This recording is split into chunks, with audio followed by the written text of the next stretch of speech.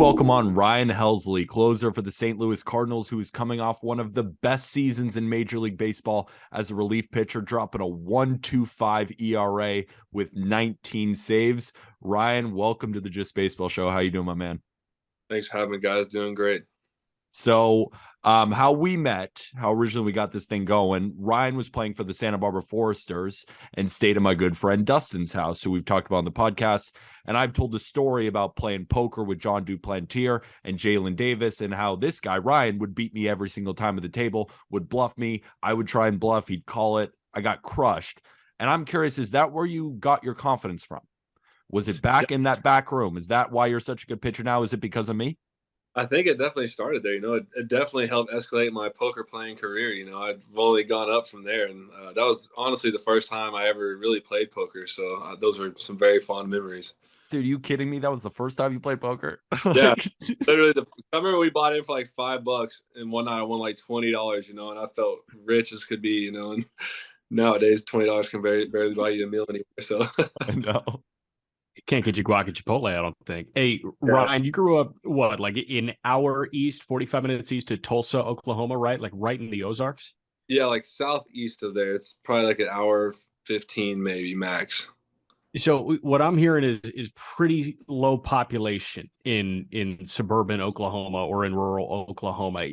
Obviously, you did a bunch of stuff growing up. Know you were a good basketball player. Know you excelled in other sports, and you weren't necessarily a full-time pitcher from the jump like we see a lot of 10-year-olds, hop on the mound and that's all they do year round. But how did you become like this well-rounded of an athlete? Because obviously, you've got to be a really good athlete to be able to pump 102, 103.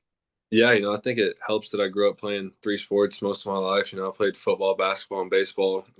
Baseball during the summer, football in the fall, and basketball through the winter and a little bit into the spring, and then baseball kick off again. So I think that definitely helped. And also ran track when I got into high school a little bit. Like you said, I went to such a small school and lived in such a small area that you kind of had to play all sports. Which kind of benefited me. And I was part of pretty much every team we had. And if I could do it all over again, I'd do it the same.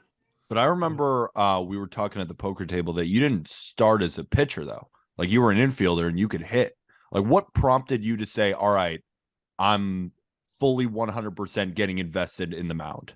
It definitely wasn't me. I wanted to hit. I wanted to hit homers. I didn't ever want to pitch. I went to college as a two-way guy. Is what they sold me on. And the spring rolls around my freshman year, like, hey, bud, you're just gonna pitch. You're not getting any at bats. So, and I had an okay freshman year. For a young kid, first time really pitching. And then after the freshman year playing summer balls, when it kind of really took off for me. So you're just a casual PO, just a regular Yeah, guy. yeah, got Kind of worked accepted. out, though. Yeah, for Kind of sure. ended up working out. I have another question, too. So you stayed local at Northeastern State, which is a Division II school, but you dominated. I guess what prompted you to play for your local college instead of trying the D1 route or leaving Oklahoma altogether? Yeah, growing up playing multiple sports and being in such a lowly populated area, I think I was kind of overlooked or not really seen, for baseball scouts back then. There wasn't all the technology nowadays where you can post TrackMan or, Twitter and stuff was just taking off when I was in high school, and Instagram, kind of dating myself a little bit. But I think for me, it was just kind of going about, for me, it was going to school where I could get a degree for 4 years at the time, because at the time I wasn't throwing very hard. And I had some JUCO offers, but like I said, I didn't want to deal with like transferring credits and, possibly having to go to school for an extra year. Because at the time when I signed, I was thinking I was going to go to school for 4 years, get a degree and just start a job, like a normal person. When did it click for you that you didn't have to start a normal job and sit in a cubicle? I think when I got invited to go play summer ball out in California, and they kind of sent me the roster of guys and what schools they went to, like Texas, Rice, Arizona State, Kansas State. I think it was myself and two other guys. It was only D2 guys out of probably 40 guys, on the summer team. And Bill Pintard, took me on. Thankfully, got me a lot of exposure, and just kind of went out there with the mindset of if I'm going to fail, I'm going to get beat, like I'm going to attack these guys and just see how my stuff really plays to see if I can, compete at this level. And I didn't dominate by any means, I had some success, but it definitely helped me having some success out there, kind of gave me that little confidence boost. And I'm sure part of you felt like you were playing with house money too, right? It's like, hey, I'm this D2 kid. I'm going up against all these guys that, had the golden ticket, are playing for the Texas Longhorns in front of however many thousand people on a given night for a midweek game. That lack of maybe urgency, I'm sure you had urgency, but maybe that lack of stress situationally, how did that help you like all the way through the draft process? Yeah, for sure. I just kind of went into it like with the mindset, if it happens, it happens, like not really putting any stress on myself. And that fall, my sophomore year, there's 5 to 10 scouts every day when I was throwing, in the fall games and scrimmages we had. And, then spring rolled around and there was 10 to 20 at every game. And, my velo ticked up. I was touching sevens most days and sitting probably 92, 94, just, at that level, just throwing. I was throwing 95% fastballs, just, blowing it by guys. And, nowadays what they call it, like kind of had some good ride to it. So I was just, just trusting my stuff, it's kind of put it in layman's terms. And now 92 to 94 for you is baby velo because you're doing 103. Something's wrong if you're 92 to 94. Yeah, it's a horrible day for Ryan Helsley if he's 92 to 94. So just going back to the pre-draft process, because I remember you saying that the Cardinals weren't even on your radar. Like you got picked in the 5th round and that the Cardinals picked you up. You got a call from your agent and he said, Cardinals want you. And of course, you said yes because playing for the St. Louis Cardinals is awesome. But I'm curious, like, what was the pre-draft process like, not knowing where you were going to go? And I assume you probably had no idea what round you were going to go in. No, I mean, so in the fall, I filled out probably 20 questionnaires for teams, like all the little meetings and stuff they have for you and, all the kind of background checks they do for their due diligence, stuff like that. And then spring rolled around. I kind of thought I would get picked because back then it was 40 rounds, and I was throwing fairly hard for a guy back then, especially at D2. But I had a good season and, noticed later on the uptick in scouts. I remember one game was probably my last start or two of the season. There might have been 30 to 40 scouts, at this small town Division II game. And after the game, I remember talking to my financial advisor at the time, and he was like, "Hey, you're doing something right here. You got a lot of people back here." And I was so blind to the fact then, I wasn't really tuned in with how all the draft stuff worked. I just thought, all right, cool. I'm going to get drafted. Here we go. I'm going to get to play pro ball and finished the year strong throughout the spring there. And, after the spring was done, my agent told me, hey, scouts don't really know how to evaluate your stuff. You got a D2 school throwing 97. Like, yeah, you got great numbers, but you're also at a D2 school. So he's like, just hang with me. I really don't know what to tell you. And I wasn't even really paying attention to my phone the day I got the phone call. I had a couple missed calls from him, and it was the 5th round, like you said. He's like, hey, the Cardinals want you. You want to sign for this amount? I was like, yeah, let's do it. Dude, how are you not paying attention to your phone on draft day? Are you kidding me? So nervous. Like, I had to do something else. I was outside washing my Jeep, hand washing it, just trying to take my mind off of it, kill the anxiety. Just aggressively washing, just like crush the window with your hand. Dude, that's probably like the one time you didn't have your phone on you for like a couple years, right? It's like, no, I got to put my phone down. I can't deal with this at all. Exactly. I love that. Hey, you kind of stopped at every place, right? You were in the Appy League in Johnson City the year that you were drafted, then Peoria, Palm Beach, Springfield. But I got to ask, you were in Memphis to end the 2017 season. How much time did you spend at the Bass Pro Shop Pyramid? Any? A little bit. A couple of my buddies were a lot bigger time prospects than me, so they'd had a few gift cards to spend there, and we'd go in there and buy some stuff and blow it out. But that place is pretty cool for sure. It's crazy. Favorite, like, not favorite. What was your welcome to minor league baseball experience? Because everybody's got a welcome to minor league baseball moment. Probably like in our locker room in the Appy League in 15, you got guys coming from all over the world, first time really being around Latin guys and hearing, their language and them speaking Spanish so fluently like that. And then you got guys coming from LSU, like these big time Division I programs. And then we're in this kind of a dump of a place, but for me, I thought it was kind of nice coming from where I came from. And these D1 guys are coming from these $1 million facilities and, they don't know what to think about it. So that moment for me was kind of what, triggered my, welcome to pro ball. You got people from all over the world and now it's time to go. And Gotcha. obviously, you've always had the fastball, and we're going to talk about how it got faster and how you perfected that pitch. But I'm just curious because we've spoken to Jesus Luzardo, Nestor Cortez Jr., Cal Quantrill. We've spoken to a lot of pitchers who they get pitches from either coaches or other pitchers that they come along with, especially in an organization like the St. Louis Cardinals. Hard to find a better coaching staff and then other amazing big leaguers to play with. Could you point to any pitchers or coaches that you grab things that you still use today back in the minor leagues? Yeah, so coming out of college, I really only had a fastball. Like literally, I'd maybe threw 2 or 3 off-speed pitches a game. One or two reasons I really didn't need one, and I had no feel for spin in college. And then when my first spring training, I showed up, and they're like, "Hey, if you want to make it anywhere in this game, you got to develop an off-speed pitch." So Jason Isringhausen was a big influence for me. He had the spiked curveball and showed me the grip in spring and ripped it all spring and carried it in my first season in 16 and had a lot of success with it, and kind of went to the mindset of throwing it like a fastball, which I think helped me because I was so new to trying to spin the ball. I was kind of behind where a lot of guys getting drafted then had really good spin, and I was just way behind the 8 ball, so I was playing catch up. And then a couple years later, Izzy kind of followed me, and we had this thing called Cardinal Core, which is just kind of, I guess, like school for you during the season. How to be a professional baseball player and how to go about things right way. And he also threw a cutter. Obviously, I don't know if you guys know much about Izzy, but I kind of took his pitch to curveball and a cutter, and my slider today that I throw is kind of a mixture of that pitch that he throws. So yeah, it's nasty. Hey, if my count is right, pre-2019, all but one outing in the minor leagues was as a starter. Like you were a starter coming through the system. And then 2019, it was with like 17 appearances, 10 of which out of the bullpen. You're not the first guy. You're certainly not the last to make the move to a relief role. And from the outside perspective, right, you see, oh, well, you can just empty the tank in 1 inning spurts. That's the deal. But I know that there's a little bit more to that, switching from being a starting pitcher to a reliever. How were you able to change your body, go about how you improve physically, also, what you do with your arsenal when you fully made that move from being a starting pitcher to a reliever?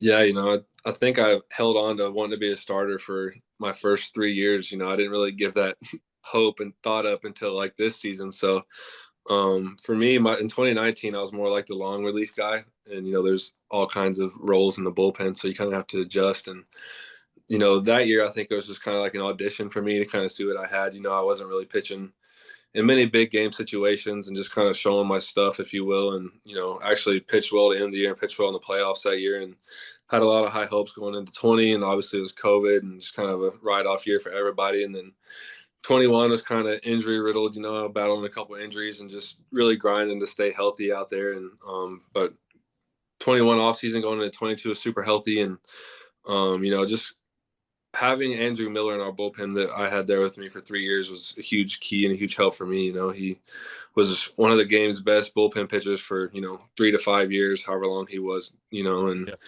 it was just when he came into the game, the game was probably over and it was done. And having him down there to pick his brain and, kind of building routines and, how many pitches you need to throw for you go in the game and just like mindsets and the ways to think out there on the mound, just from A to B, all the way down to Z. He's got, all kinds of things for you to do. And I think for me, he was one of the big reasons that I kind of had that leap. And moving into your rookie year, because I think it's an easy question. Let's say you put up a 6 ERA in your rookie year. How are you going to improve? And that's all you're focusing on. But you were awesome in your rookie year in 2019. You put up a 2.95 ERA in 36 and 2/3 innings. What did you gather from that year and then want to move forward on? Because you said that you were moving from a starting pitcher to a bullpen guy. And then in your first real stint in a bullpen, you looked really good. Like, what was your mindset moving into year 2? I think just being available every day, the long relief guy, you throw 2 or 3 innings and you're down for 2 or 3 days. And it's almost kind of that starter mindset still. But being in the back end of the bullpen, you got to be available 3 out of 4 days. Somehow you got to find a way because the team needs you to win. And just kind of finding ways how to stay healthy, off the field too, with nutrition and workouts and getting treatment. I think that's the big thing. And it's kind of cliche, but honestly, sleep. If you're getting a lot of sleep, that helps a lot too. And just staying on top of your recovery routines, I think was a big one. And, for me, I think, you know, getting that tolerance built up, because early in the year it's kind of hard, after spring training, you don't really throw back to back. So just kind of having that gradual increase of stress to your body really helped me a lot this year. I think Ollie, our manager, did a great job, and Mike Maddox as well, especially coming off of 2 injuries. I think they did a wonderful job, and, it was a fun year. I know Peter's got another one for you, but you're the second guy that I've heard in the last couple of months emphasize how important sleep is. And the other is Verlander, right? Justin Verlander was talking about how important sleep is. And he's got a young daughter at home. And he was like, yeah, I'm sure my wife's pissed at me for how much I sleep, but it's really important for longevity. How important is sleep in a professional athlete's world? Yeah, it's super important. It might be the most important thing over how you eat. I know for me personally, if I sleep like 6 hours or less, I feel like I drank a whole 30 pack. I feel so hungover, my body aches, I hurt. Yeah. I might as well have drank. I feel so bad if I don't get enough sleep. And during the season, I'm shooting for at minimum like 8 hours. Like I need 8 hours. But most days, especially on the road, if I'm not around my family, I'm probably getting close to 10, like 9 or 10 for sure, no doubt. And when your job's to pitch and you show up to the field at 2 o'clock, you kind of have that luxury to sleep in until 11 p.m. and go to sleep at 2 or 1:30. So for me, it's just really making sure I get that rest that I need. All right, time to talk velo. I can't wait for this. Okay, so just to set the stage a little bit, we're talking with Ryan Helsley. It's kind of like the same as talking about Tyreek Hill about his speed, or Justin Herbert about his throwing ability, or Zach Levine about his jumping ability. This is Ryan Helsley, who throws 103, 104 miles an hour routinely. And you've always kind of lived in the upper 90s. You said that you were 92 to 94, but then you were touching sevens, and then you averaged around 97.4 on the fastball around your first 3 years. Like you were around 97. But then last year, dude, you were 99.6. You were averaging 99.6 miles an hour and touching 103. What the hell happened? How do you get there? What prompted you to go from 97 to sitting 100, touching 103, 104? What the hell happened? It's honestly just been very gradual. I think I've kind of been a late bloomer most of my life. I went into high school at like 5'6". I thought I was going to be a runt, and I was like, dude, I'm not going to be able to play any sports. Then after my freshman year, I gained like 6 inches, in like 3 months, just shot up. And I was like, okay, here we go. But back to the baseball, sorry. And sophomore year, I throw 97. I get drafted. My first outing in 15 was 98. 16 rolls around. I end up hitting 100 in my first full season as a starter. And I never really got over 100 in the minor leagues, but was touching 100, 17, 18. And then 19 in my debut, I hit 102 a couple times. And in 20 and 21, I think 20, my velo was down quite a bit. And then 21, I might have touched 100 a couple times. And I think those 2 years was partly having some injuries, not being able to use my body to its full potential. And, last year, like you said, hitting 104.2, I think was the highest I hit. And I think it's just a combination of getting stronger and more mobile and flexible. I was really tight coming up through the minor leagues, just kind of had no idea how to be a pitcher, and I think it's just been the last 5+ years of growing in the off season and keeping that routine during the season to maintain my flexibility and improve, and now with our training staff and stuff, I know what I need to do to be successful day in and day out, so I feel the best. And I think for me it's just been a combination of getting stronger and maturing and having that mobility. Yeah, talk about getting stronger. I think in college you were listed at 190, and what are you weighing it now? 230? Yeah, 235 right now. Literally Nice. Giannis. It's literally Giannis. Like it's going from 190 to 235 and they're 103. Are you You kidding ever been me, compared dude? to Giannis before? No, if I was about 6 inches taller, maybe. Hey, I'm curious because, so much of what we do is like we look at Baseball Reference, we look at Fangraphs, things like that, pitcher list. And, we can talk about the numbers all day. I mean, it's shit what we do for a living, right? And Nerds. with relievers, it's really hard to quantify success because with starters, ERA way more telling than it is with reliever ERA. But it's something that, you can't deny is strikeout rate, Ks per nine. You were like just under 9 for the first 3 years of your career. You jumped to over 13 this year. And obviously a velo jump has something to do with it, but there's got to be more to it. What else was behind that jump in strikeout rate? So early on in the minor leagues, I had like pretty good ride on my fastball, like carry to it, life, all those words. And those 3 years, especially 20 and 21, I think I wasn't able to really finish my fastball, if that makes sense. Like my land leg knee is what bothered me for those 2 years. So I think, subconsciously I was just kind of pulling off of the ball, and not able to stay through it to the plate the whole way. And, this year I think having that extra carry on my fastball just helped everything play way up, and I think my slider got a little better too this year. It was just more consistent, was able to locate it more, and also threw my curveball more this year too. And coming up to the minor leagues, that was a big pitch for me. And where the last 3 years, I threw it, very minimal. Yeah, Do you you, do kind you of. feel like Oh no, I was just gonna say you kind of ditched the changeup and the sinker, right? I've seen those pitches at least get registered on a baseball savant, and now they kind of seem like no more. Yeah, I threw the sinker last year just because my four seam was getting hit too much, and I was like, I gotta throw something with movement, at least get some ground balls or something, instead of just something straight and no life on it. And these guys are taking hacks on, and then changeup was actually probably one of my best off-speed pitches when I was a starter in the minor leagues. But coming out of the bullpen, you can't really throw 4 pitches. It's kind of hard to keep good feel for that, throughout the year when you only throw 3 outs and 15 pitches max, hopefully every day. So. But yeah, that sinker's, hopefully I don't have to bring that one out again for a while.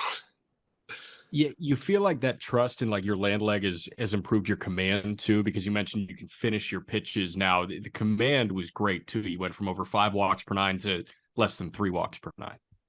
Yeah, I think so. Just help me be more consistent, and just feel stronger and more stability on that front side. And when you're out there pitching and you're thinking about other things besides pitching, you're probably gonna not do very well. And more times than not, last year was just kind of hoping my knee held up and trying to pitch through the pain more or less, and just trying to grind through it. And I think last year just kind of going out there with no thoughts in my mind, just to attack guys from pitch one. It's kind of how I approached it. Just challenge them. If they want to swing at the first pitch, then let's go. And then just attack guys in the middle of the zone is really how I approached it. Yeah, talking about not a care in the world. You got 103 in that arm, 104.2, and you got Yachty catching you. You got probably the best defense behind you, and you got Cardinals Nation rocking behind you, and you're running out to hell's bells. Do you have the best job in the world? I mean, really? I think so. I mean, like you said, it doesn't get any better. You're throwing to one of the greatest catchers of all time and makes pitching as thoughtless as it can possibly be. This guy's seen some of the best hitters over the last 20 years and has caught, thousands of innings and all kinds of accolades. And, whatever he puts down, he's probably got a good reason for, so it takes pretty much all the thinking out of it, for us pitchers. We've been really spoiled there for the last 4 years and, got gold glovers all over the field. It doesn't get any better in the big leagues. And, our fans bring it, man. That intro is unbelievable. With the lights off, I suggest you guys see it in person. It's really cool. If you got tickets, I'm in. Yeah. Do you ever first I do want to ask about Hell's Bells, but first, have you ever shaken off Yachty, been like, no, Yachty or Molina? I'm going with what I think. So I have a really, really funny story about this. I think it was the COVID year, and it might have been my first save opportunity. We were in Pittsburgh, and he wanted to go fastball in. I think it was a 1-2 count. And I shook to a slider, threw it. I think it was a foul ball. So puts the signs down again, wants a fastball in. I shake to a slider.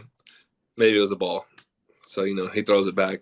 All right, fastball in, I shake.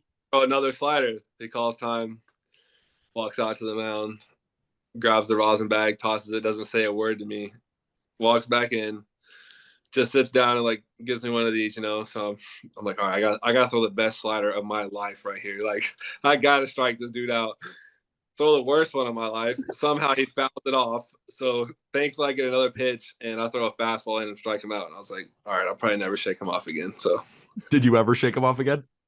Maybe like one other time, but literally I did not do it very many times after that. Hey, you're learning from both sides of the battery, right? So you can obviously have these conversations with Yadier Molina, and you're throwing to Yadier Molina, but you and the rest of these guys in this bullpen, you've got the chance to talk to Adam Wainwright. You are a staff teammate of Adam Wainwright. How does that guy tick? What have you picked up from Wayno over the last couple of years? Man, he's just a straight competitor. He loves to compete, and he's the glue to that clubhouse, and has been for 15 plus years. Him and Yachty, and he's really kind of helped this next wave of Cardinals pitchers. Just with the mindset of what it takes to be a St. Louis Cardinal, and what it takes to win. He's got 2 World Series and won multiple division titles, and he knows what it takes to kind of win and get to the biggest stage. And I mean, he's an unbelievable guy too. He's a great family man. I love Wayno to death. He's would talk to you guys just like I am right here. He's a great person, a great human being, and I think that's something I always remember about him most, besides his pitching stuff. And you were there for on the manager side, Mike Schilt, and then Ollie Marmol had his first year, and you guys won 93 games, and you went to the playoffs, and you were a very good team. And it seemed like the clubhouse really took a liking to Ollie Marmol. How do you view Marmol's first kind of year as the manager of the Cardinals? Yeah, I think it was great. I think obviously, like you said, being his first year, he did exceptionally well, and probably better than most people would have thought. And but he did great. Handled the bullpen great, handled our starters great. Threw out a great lineup every night, and had great energy every day too. He's a young guy, and I think he was younger than like 6 of our dudes last year. So I feel like it's got to be weird for him. I know it would be weird for me if I had players older than me, but he made it work obviously, and it was fun. And we had a great coaching staff, and I'm excited for him to go in his second year, and get Matt Holliday too. So it should be another fun year. Damn right. Hey, I know we both have bullpen questions for you. You have so many guys in that pen with otherworldly stuff, right? Gallegos and the slider, Hennessis and that curveball. I know Alex is currently up in the air right now, but everything Alex threw, everything that came out of Jordan Hicks' hand. Take one pitch from another guy in that bullpen and add it to your arsenal. What are you adding? Probably Hicks's sinker. I feel like if I could throw 103 with, hop at the top of the zone and 103 with 20 inches of run, like I probably wouldn't throw anything but fastballs, That makes sense. So you're taking Hicks's fastball. What about are you taking Hennessy's off speed, Gallegos, maybe that command? What else are you taking? I would probably take Reyes' changeup. His changeup is really gross. Yeah. I know when he first broke into the league, he had tons of success with it back in, I think, 16. And, guys just couldn't touch it. And, I think his changeup, probably some of Gio's command. He's really good in the zone. He walks hardly anybody. And, he's been one of the best relievers in baseball for 4+ years now. I remember I'm a Yankee fan, and we traded Luke Voit for Gallegos and Shreve. And was really excited to see Luke Voit, lead the league in homers in that COVID-shortened season. But then Gallegos has legit been one of the best relievers in baseball. So that trade kind of ended up working out for both sides. But now that Gallegos has been a Cardinal for a while and Voit is not on the Yankees, like maybe that trade kind of ended up working better for the Cardinals because Gallegos is dirty. I have one more question for you before we get to like some rapid fire. It's more fun. It's, putting you to the test a little bit. I have a question. So you throw 104.2. Jordan Hicks throws 104 probably at some points. Do you guys ever get into a competition like in the bullpen where you're like, my arm's feeling good today. Jordan, is your arm feeling good? Let's try and get 105 today. Do you guys ever do that? Have some playful banter. Never anything about like, I'm about to let it eat today or anything like that. But early on in the year, I think I was the highest pitch, and then he was hurt for a little bit, and he came back, and I think it was in Atlanta. He hit like 104 a couple of times, and he kind of gave me a little smirk. He's like, "Got you again," And then later in the year, I think we're in Milwaukee. I hit 104.2 and ended up having the fastest pitch of the year. And then I just kind of gave him the same thing, like, "Yeah, I got you," But I mean, he still got the title of the fastest one, so he still got that over me. I remember watching you guys in the bullpen and just thinking to myself, I would never want to pimp a home run against the Cardinals and have them possibly throw it at me. That would be a nightmare, Jack. No, terrible. I've got one more serious question before we get to like the fun rapid fire stuff. I feel like the conversation that so many baseball fans have now when it comes to development is Rays, Guardians, Dodgers. I feel like the Cardinals and the Astros are the two that nobody's talking about anymore because we've talked about them for so long. So without giving away like state secrets or, anything you guys do that's cutting edge, what has made the St. Louis Cardinals so good at developing players over the years that you've been in the organization? Yeah, I mean that's a really good question. I think having guys, like Wayno, who's been around for so long, and having the kind of credit that he does, he spends a lot of time with. I can remember my first spring training when I came up in 18, and even guys, who just come up for the day, like I'm telling you, this guy's an unbelievable human. You go talk to him about anything. I think always having guys like him, they're leaders in the clubhouse. So, you have guys like Jack and Alex, who have off the chart stuff. They see Wayno talking to, guys who aren't on the big league camp side. It kind of runs into them too. I think it's just kind of the mentality and kind of the love that we share there. For the Cardinals, and they kind of feed into that next generation of guys. And I think that's kind of a big thing. Is with our clubhouse, everybody wants to give back and kind of help the next wave. Wayno seems like the one player. I mean, there's obviously others, but then you had Pujols last year and Yachty. Like these guys, when you look at the fan graphs and you look at the ERA, you look at the peripherals, like there are few players who I feel have a bigger impact on the locker room. And then you had three of them. Like you had Pujols, Wayno, and Yachty. I wouldn't be surprised if they're end up coaching in a few years because Cardinals front office is like, we can't lose these guys, right? Right. I mean, this year was literally a dream. It's like a movie script. You couldn't have wrote it any better as a teammate of those three guys. Like Hollywood, I don't know if they could have wrote a better script of the way Albert played the second half, and Wayno still had a great year, at 41, low 3 ERA and pitched 180 innings. Like, what more could you ask of the guy, And good. He was really good. Okay. Are you allowed to say anything to Albert when he's on like that post All-Star heater or no? Yeah.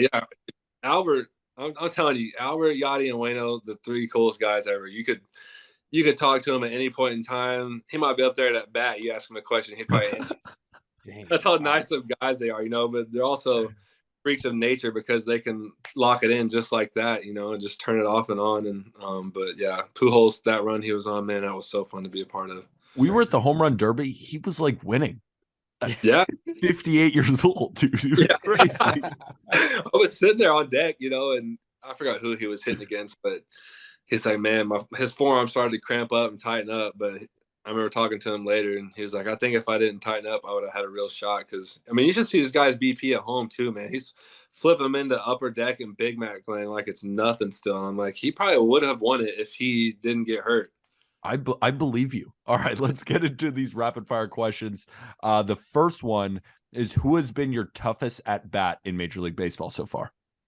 All right, I got three guys. And I actually thought about this the other day. So two of them are from the Reds. One's Jonathan India, and I feel bad. I forgot his name. Their catcher, what was his name? The guy that hurt Stevenson?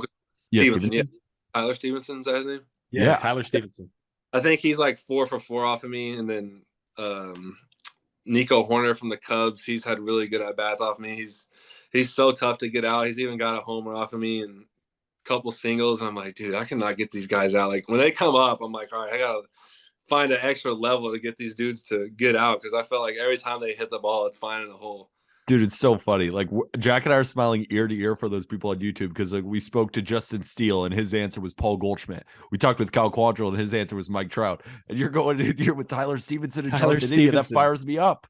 That's awesome. I think he's literally 4 for 4 or 5 for 5. I think they're all singles and maybe a walk. Like, I don't know what it is, but that dude's got my number. And India's got a double, a couple singles, a walk, and like I said, Nico clipped me for a homer. So I mean, those three guys, division too.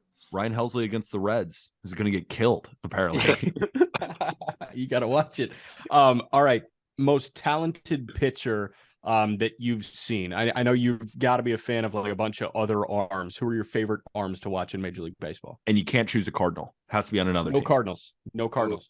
I feel like this one's too obvious, but I think DeGrom, I know in the minor leagues, before my start days, I would watch his most recent start just to kind of get those thoughts in my head and like see somebody else blowing somebody's doors off. I would always watch his starts and Max Scherzer just because I love the way Scherzer is out there on the mound. Those two guys, the way they compete, and obviously they've both been dominant for a really long time, and probably have some of the best stuff in the game. And I would say those two. Putting you on the spot here, top 5 closers of all time. All time. All right. So I didn't really grow up watching baseball that much. because I get a lot of flack for it in the locker room. Guys will be like, "Hey, do you know this guy?" And I'm like, "No." Do you know No. this? No. Like I'm. You So just throw hard.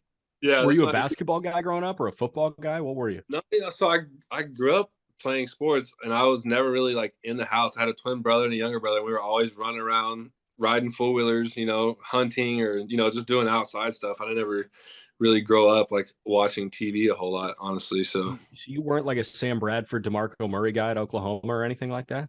I like Sam Bradford. He's a Okay. fellow, so I rooted for him for sure.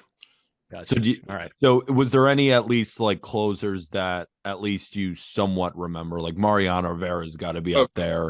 Trevor Hoffman, I think he ran out to Hell's Bells, right? Yeah, I was gonna Mariano was one and Hoffman was two. Golly, I don't even know. I got Billy Wagner in my top 5. Players like that. I don't.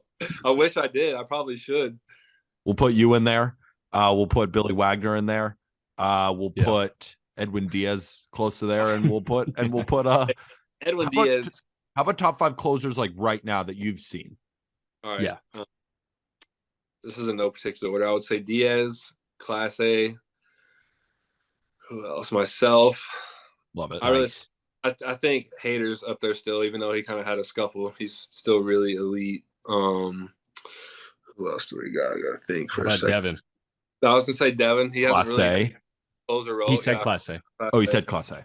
Okay. I was gonna say Presley too. Presley's been really good for a long time with the Astros. So yeah, no Clay Holmes. Clay Holmes, yeah. No, I'm just putting it in there for my own bias.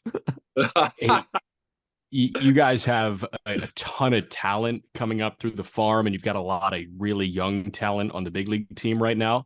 Can you give me one guy to really hone in on for 2023? Somebody you think in St. Louis that's going to take a massive step up? And that's a 2-parter because I want your answer to not be Jordan Walker, and then I want to know any type of interaction you've had with Jordan Walker. Okay, so I think I've only met Jordan Walker once this past year in spring training, and it was just like in passing, his young 18-year-old kid. So, I mean, from everything I've seen, I've never seen him play in person, but that guy's an absolute freak. One guy I hope to see help us is, I think, Gorman. I think Nolan Gorman has so much juice and could be a really good infielder. I feel like we're kind of a logjam right now, though. You have Donovan, who had a heck of a rookie year, hit the ball well, played great defense, just all around great baseball player, kind of like a Tommy Edman 2.0, if you will. Yeah. Got to play any position. But I think Gorman, has the chance and ability to be really great. A guy flicks balls 450 and can play the infield anywhere too. So, and I think for a pitcher, I think Zach Thompson. I don't know if you guys know who that is, but he started through the minor leagues kind of like me, and then when he came up this year in the big leagues was mid-90s and saw him touch a couple nines, and has a really good feel for a curveball and a slider. So I think he's someone that could really be a big factor for us this year too. I was calling Zach Thompson's games when he was out on the Cape in Brewster. That dude is funnier than hell too. He's hilarious. I don't know if your interactions with him have kind of told you the same thing. Yeah. He's a great kid, man. I mean, he's a good guy. He's kind of a quieter guy. I mean, I think everybody's quiet when you first come in the big leagues your first year. You don't want to step on anybody's toes. So we'll see if he steps out of his comfort zone a little bit this year. Who is someone in the locker room that fans wouldn't expect is like really loud, maybe even a little bit obnoxious or just downright hilarious? Kisner for sure, like all day. Andrew Kisner. That dude is the life of our locker room. Every locker room, every team's got one. That guy he does and says the most off the wall stuff, just to catch you out of left field and just, crack you up.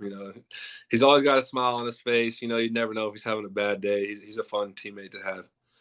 That's awesome. I love that it's a backup catcher too. That's hilarious. It's like the perfect role. And last one for me, Ryan. Well, first of all, appreciate you coming on the Just Baseball Show. This has been awesome. But 2023. What's in it for Ryan Helsley? Like 1.25 ERA, one of the best seasons by a reliever. You were throwing 104 miles an hour. Like what are you working for 2023? I think for me, especially after being hurt a couple of years, is just, rattling off a couple back-to-back healthy seasons. I think for me is just if I can feel good and stay healthy, I think my stuff will be there. And I think for me, that's my main focus is trying to really stay on top of my health and just trying to be available every day. I try not to look at stats, but we're all human. I try to just focus on the things I can control. And, I think that's my mindset, is just control the controllables this year. Love it, man. Well, we appreciate you coming on. It's been a great interview. Ryan Helsley with the St. Louis Cardinals. We cannot wait to watch you next year dominate again, light up the radar gun. Appreciate you coming on. You got to come back on maybe at the end of next season or something when you're getting ready for the playoffs. We'll interrupt it because, we deserve it, right? Yeah. Yeah. Thanks for having me, guys.